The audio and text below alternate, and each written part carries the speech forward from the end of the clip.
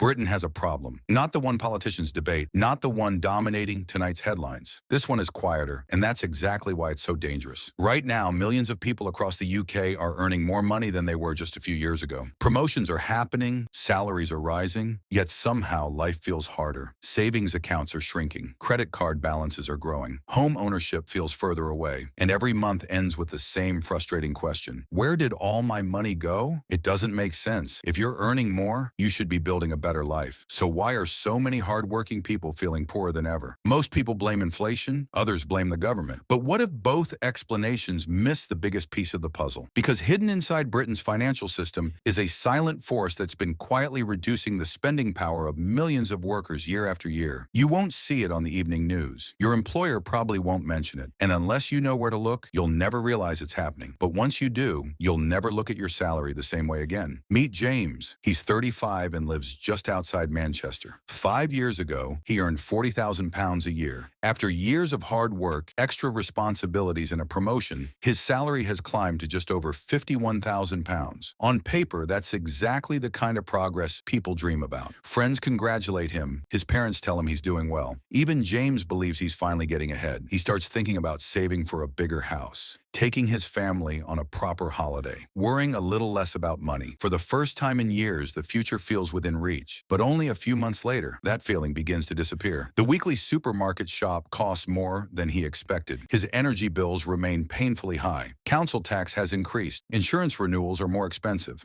Train fares have gone up again. One by one, the extra money he worked so hard to earn quietly disappears. Then one evening, James opens his banking app, stares at the balance, and notices something that doesn't make sense. Despite earning over £10,000 more than he did a few years ago, his financial life barely feels any different. But James isn't the only one asking that question. Across Britain, millions of workers are experiencing exactly the same thing. Nurses, teachers, engineers, office workers, small business owners, people who followed the rules, worked hard, and expected life to become easier with every pay rise. Instead, many feel like they're running faster just to stay in the same place. So what's really happening? Is Britain actually getting poorer? Or is there something happening behind the scenes that almost nobody understands? The answer starts with one of the biggest myths in personal finance: the belief that earning more automatically makes you wealthier. And that myth is costing millions of Britons far more than they realize. The problem with James wasn't that he wasn't earning enough. The problem was that he was looking at the wrong number. Most people obsess over their salary: £35,000, £50,000, £80,000, £100,000. We compare incomes, celebrate promotions, and chase bigger paychecks because we've been taught that a higher salary automatically means a better life. But here's the uncomfortable truth. Your salary is one of the most misleading numbers in personal finance, because the number on your employment contract isn't the money that builds your future. The only number that really matters is how much purchasing power you have left after everything else has taken its share. And that's where Britain's silent financial squeeze begins. Every time James received a pay rise, it felt like he was moving forward. But before that money even reached his bank account, part of it had already disappeared. Income tax, national insurance, pension contributions, and for many workers, student loan repayments. Then came the bills that seemed to rise year after year: food, energy, insurance, council tax, transport. One by one, each expense quietly claimed a little more of his income. None of them looked devastating on their own, but together they created something far more dangerous: a slow financial squeeze that most people never notice until they're wondering why they can't get ahead. Now imagine two snapshots of Britain. In the first, someone earns £40,000 a year. In the second, a few years later, they earn just over £51,000. Most people instantly assume the second version is wealthier, but ask a different question instead. Which version can actually buy more? Which version has more left after paying for housing, groceries, transport,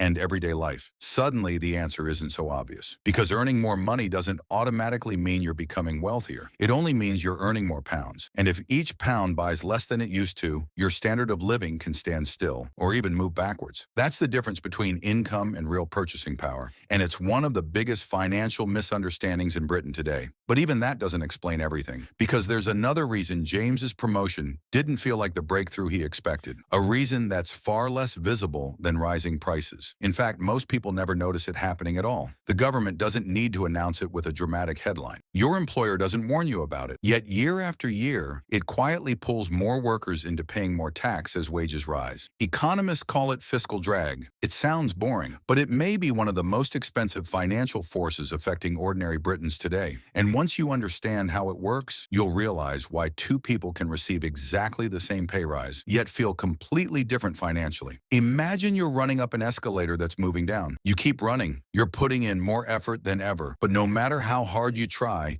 you barely seem to get any further. That's exactly how millions of people across Britain feel today. Their salaries rise, they work harder, they earn promotions, yet life never seems to become easier. Why? Because while wages have gradually increased, tax thresholds have remained frozen for years. As your income grows, more of it can be taxed at higher rates, even if your lifestyle hasn't become more luxurious. It doesn't feel like a tax rise because the tax rates haven't necessarily changed, but more of your income quietly falls into higher bands. It's one of the least talked about ways people end up taking home less of what they expected. Now think back to James. His promotion pushed his salary just above the higher rate income tax threshold. He didn't suddenly become rich overnight. He wasn't buying a sports car. He wasn't flying first class. He was still the same person, living in the same house, shopping at the same supermarket, and worrying about the same monthly bills. But crossing that line changed more than he realized. The promotion looked incredible on paper. In reality, it didn't deliver the financial freedom he imagined, and that's the trap. Millions of people celebrate a bigger salary without realizing that the real battle isn't how much you earn, it's how much you actually keep. But if taxes were the only problem, Britain wouldn't be facing the financial pressure it is today. There's another force that's made the dream of getting ahead even harder: housing. For previous generations, buying a home was often the reward for years of hard work. Today, for many people, it feels like the finish line keeps moving further away. House prices have risen dramatically over time. Higher mortgage costs have made monthly repayments more expensive for many buyers. Rent has climbed for countless tenants. And whether you own or rent, housing now takes a far bigger share of many household budgets than it once did, which means even a healthy pay rise can disappear before you've had the chance to save or invest a single pound. And that's when the biggest myth finally falls apart. We've been taught that a higher income creates wealth, but income and wealth are not the same thing. Income is what you earn. Wealth is what you keep, what you own, and what continues to grow even when you're not working. That's why someone earning £45,000 with growing investments and manageable housing costs may quietly build more long-term wealth than someone earning £90,000 who spends almost everything they bring home. The scoreboard isn't your salary, it's your net worth. And once you understand that difference, you stop asking, how can I earn more? And start asking a much more powerful question. How can I keep more of what I earn? Because that single question changes everything. And the answer is probably very different from what you've been told your entire life. So, does this mean the average Briton is doomed to fall behind? Not at all. But it does mean the old financial playbook no longer works the way it once did. For decades, the advice was simple: study hard, get a good job, work harder, earn more, and eventually you'll become financially secure. For many people today, that formula is no longer enough, because if every pay rise is immediately absorbed by higher taxes, rising living costs, and increasing housing expenses, then simply earning more won't solve the problem on its own. The goal isn't just to increase your income, it's to increase the amount of money you actually keep and the assets you build with it. That's the lesson James eventually discovered. He stopped measuring success by the size of his salary and started paying attention to something far more important: his financial habits. He reviewed every recurring expense instead of accepting yearly price increases without question. He made the most of workplace pension contributions. He learned about tax-efficient saving and investing. He focused on building an emergency fund so unexpected bills wouldn't become expensive debt. And instead of allowing every pay rise to disappear into a more expensive lifestyle, he committed part of every increase to building long-term wealth first. None of these decisions made him rich overnight, but together they slowly gave him something a bigger salary never could: control. And that's the real message of this story.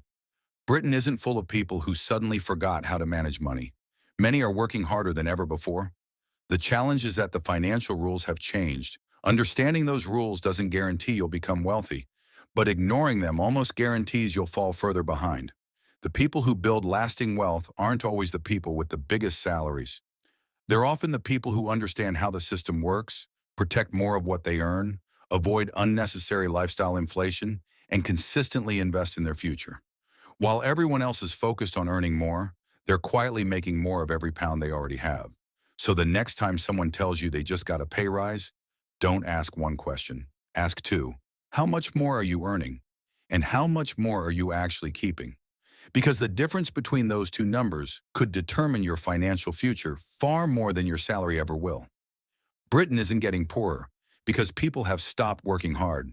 It's getting harder to build wealth because the gap between earning money and keeping money has never mattered more. And once you understand that difference, you stop chasing a bigger payslip and start building a stronger financial future. If this video changed the way you think about money, then don't let it be the end of the conversation. Every week on The Real Take Home, we break down the financial stories hiding behind the headlines, using clear explanations, real UK examples, and practical lessons that can help you make smarter decisions with your money. Because the more you understand the system, the better prepared you'll be to make it work for you instead of against you.